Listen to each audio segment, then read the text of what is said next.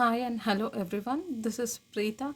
We are seeing class 8, chapter 8, simple interest and compound interest, exercise 8.1.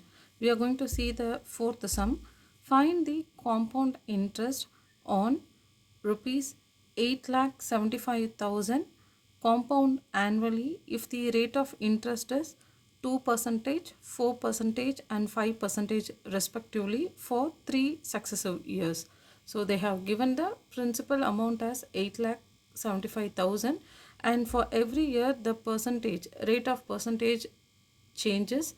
For the first year the rate of percentage is 2% and for the second year R value will be 4% and for the third year rate of interest will be 5%.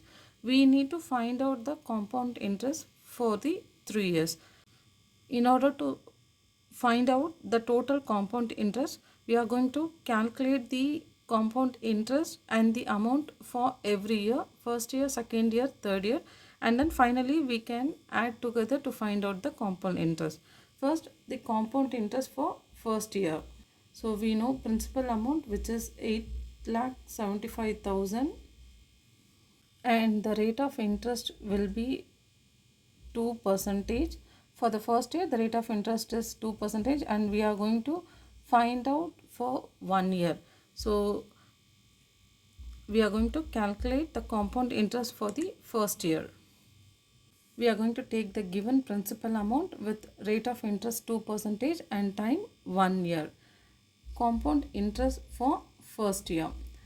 So for the first year, P into R into T by 100. Principal is 8,75,000 into rate of interest is 2 into 1 divided by 100. So we can cancel 2 zeros. When we multiply the remaining value, we get 17,500. Next, we are going to find out the principal value for the second year. We are going to add this compound interest and then we are going to use the rate of interest 4%. So we have calculated the compound interest for the first year, which is 17,500. Now we are going to calculate the principal amount for the second year, which is the principal amount, original principal amount plus the interest amount. So the original principal amount is 8,75,000 plus the compound interest, which is 17,500. So the principal amount for the second year will be 8,92,500. We are going to calculate the second year using this principal amount. Now we are going to calculate the compound interest for the second year.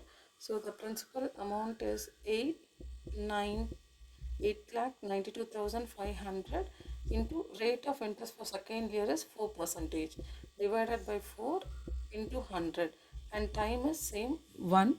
So into 1 by 100 we can cancel 2 zeros. We get 35,700. 35,700 is the compound interest for the second year. Now we are going to find out the principal for third year, which is we are going to add up the second year principal amount with this compound interest. So second year principal amount is 8,92,500 plus the compound interest is 35,700. When we add, we get 9,28,200. Now we know the principal amount for the third year. We are going to calculate the compound interest for the third year. We are going to calculate the compound interest for the third year.